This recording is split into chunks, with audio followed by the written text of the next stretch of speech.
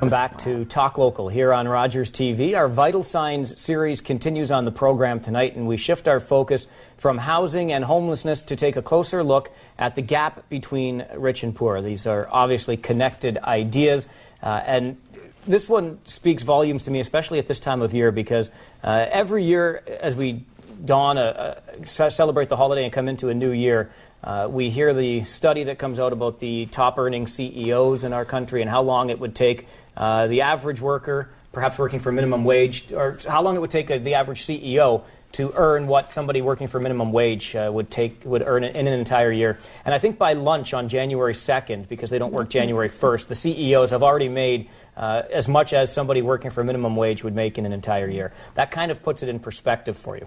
Jane Neath with the Cambridge and North Dumfries Community Foundation remains in studio with us. We're also joined by Ernie Ginsler and John Neufeld of the House of Friendship. Thank you both for being here very much. Ernie, let me begin with you, and let's take a look at some of the data with regards to poverty in our region. What do we know? Because I'm always amazed by the numbers that I hear when you think about the affluence that exists here in the region of Waterloo, and then you have to acknowledge that the other side. What does that other side look like today? The other side has been slowly decreasing. It hasn't been decreasing as slowly as the economy improved over the last decade. But it's been slowly decreasing. We've got tens of thousands of people who are poor, though. And in a pretty rich overall society like Waterloo region is, that's a lot of poor people. What we found in the most recent Vital Signs report is that for the last few years, the poverty rates of people 65 and older has started to increase slowly. So it's not doing as well as the rest of the population. And now that we're in the tail end of a recession or the beginning end of a recovery from the recession, seniors who rely on whatever they saved over the previous 65 or 70 years to live on for the rest of their lives have found that a lot of their nest egg has shrunk, just like many of us have shrunken nest eggs. They don't have much time to recover that, though. So my fear for seniors is that the level of poverty over the next 5 years or so is going to increase considerably. And then does this also increase that gap that we're talking about right here, the gap between the wealthiest and the least wealthy? Yeah, that gap has been increasing steadily for the last 30 years. The rich get richer and the poor get poorer. You know, that saying is actually true. When you look at wealth as opposed to income, the only group that's increased its wealth over the past 30 years is the richest 10% of the population overall in Canada. It's more or less going to be the same here. And we're getting farther and farther apart.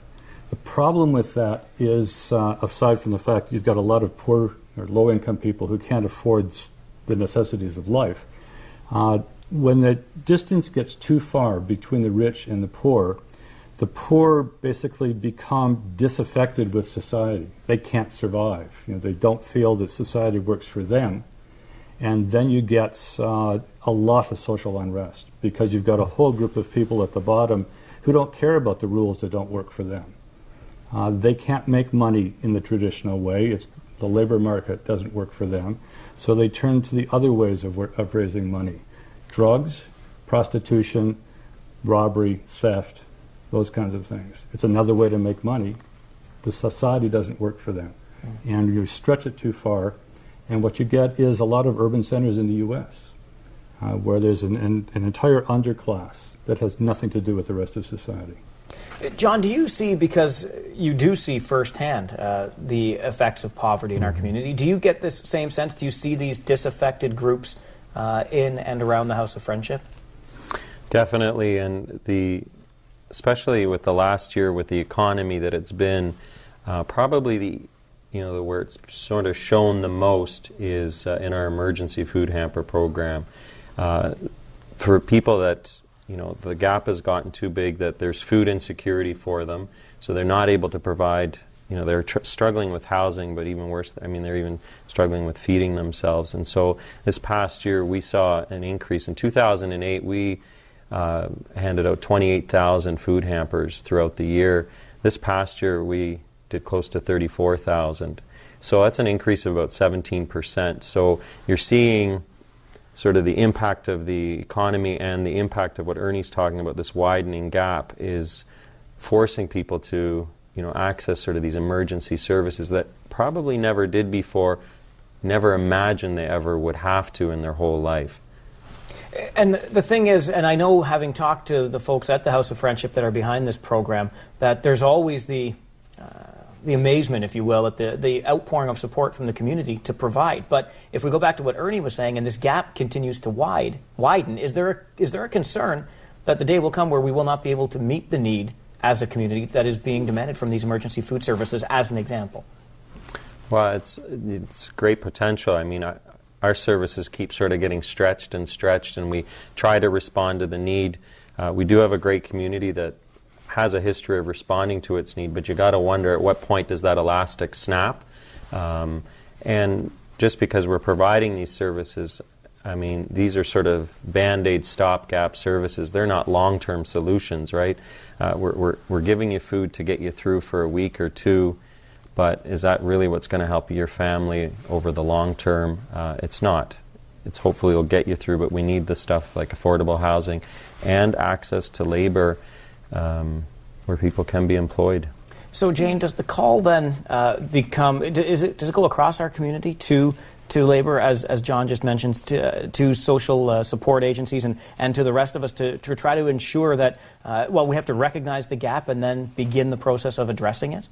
It absolutely does, and in fact there are already some examples of where the community has came together to be able to support families in need. One prime example is the Kids to Camp program that's supported both by the Waterloo Region Record and Lyle S. Holman Foundation, and that program has supported hundreds of young children and youth to attend camp, and that's one example of how the community can work together, partner, and support families. Okay, we have to take a quick break. We'll come back and continue our conversation right after this.